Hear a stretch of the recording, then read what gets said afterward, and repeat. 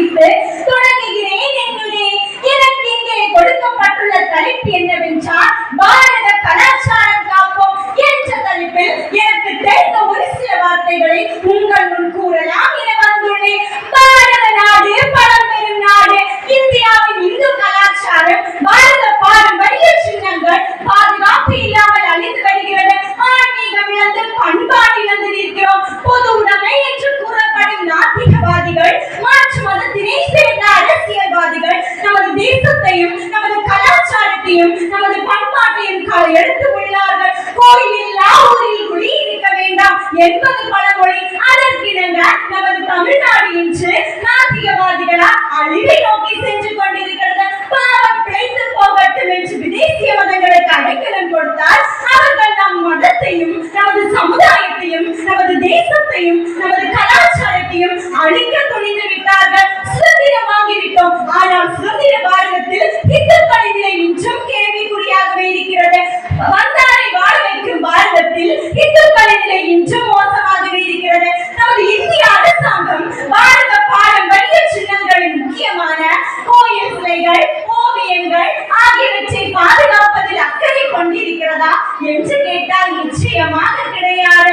அறநிலையத்துறை என்ற பெயரில் பணப்பிடிக்கவும் கோயிலை அசிங்கப்படுத்தவும் செய்கிறார்கள். நம் தமிழ்நாட்டில் கன்னியாகுமரியில் எண்ணிறங்கா சர்ச்சுகளும் மசூதிகளும் இருக்கின்றன. அங்கு போய் பணம் வசூல் செய்கிறார்களா? அது கிடையாது. நமது இந்து கோயில்களை மட்டுமே பணம் வசூல் செய்கிறார். ஏனென்றால் கிறிஸ்தவ முஸ்லிம் கோயில்களில் அறநிலையத்துறை கட்டுப்பாடு இருக்கின்றது. அதனை செய்யாமல் நமது மதசார்பற்ற அரசாங்கம் மதசார்பற்றவர்களை தர்மர்களாக நியமித்தால் அது குரங்கின் கையில் பூமாலையாக மாறிவிடுகிறது. அது மட்டுமா, அறநிலையத்துறை என்ற பெயரில் பணம் பிடுங்கி அந்த பணமானது இந்துக்களுக்கு போய் சேர்கிறதா? அதுவும் கிடையாது. சர்ச்சு கட்டவும் மசூதி கட்டவும் கிறிஸ்தவர்களுக்கு கல்வி சலுகை வழங்கவும் போய் சேர்கின்றது. அந்த கல்வி சலுகை கூட இந்துக்களுக்கு கிடைப்பதில்லை. இதற்கெல்லாம் யார் காரணம்? நாம் தான் காரணம். நம்மிடம் ஒற்றுமை இல்லாததான் இதற்கெல்லாம் காரணம்.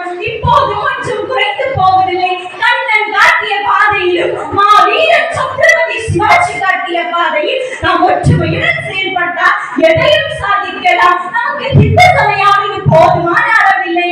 ஆகவே நம் ஊரில் உள்ள அனைவரும் சமய வகுப்பிற்கு போக வேண்டும். நம் இந்து கோயில்களை அறநிலையத்துறையிலிருந்து மீட்க வேண்டும். நாம் மட்டும் போனால் மீட்க முடியுமா? ஒட்டுமொத்த இந்துக்களும் புறப்படுவோம். சமீபத்தில் நமக்கு தெரிந்த ஒரு கதையை பற்றி சொல்ல விரும்புகிறேன். அனைவருக்கும் தெரிந்த ஒரு கோயிலை பற்றி, அதாவது அயோத்தி ஸ்ரீராமர் கோயிலை பற்றி எனக்கு தெரிந்த உண்மையை நான் சொல்ல விரும்புகிறேன். தாயே உன் பாதம் தொழுகின்றோம், ஒரு சபதம் எடுக்கின்றோம். உன் பாதம் தொழுகின்றோம், ஒரு சபதம் எடுக்கின்றோம்.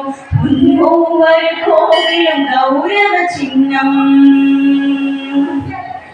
அதை அழிக்க நினைப்பவர் தோற்பது திண்ணம்.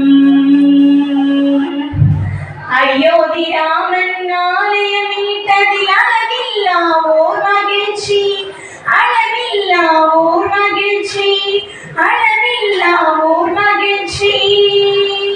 முகலாய ஆட்சி காலத்தில் பாபர் மசூதி கட்டுவதற்கு 2000 ஆண்டுகளுக்கு முன்னே அந்த இடத்தில் ஒரு இந்து கோயில் இருந்தது. அதாவது நமது ராமர் கோயில் இருந்தது.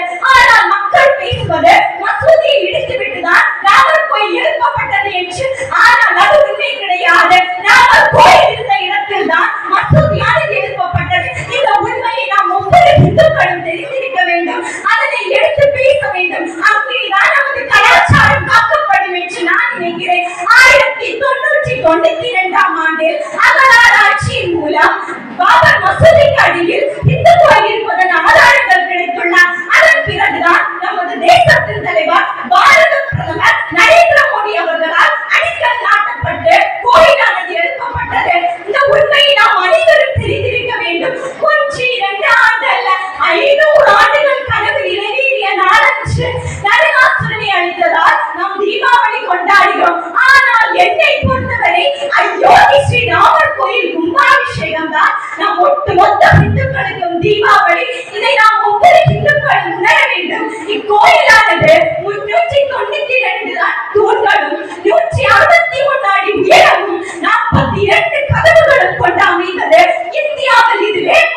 கோவில்.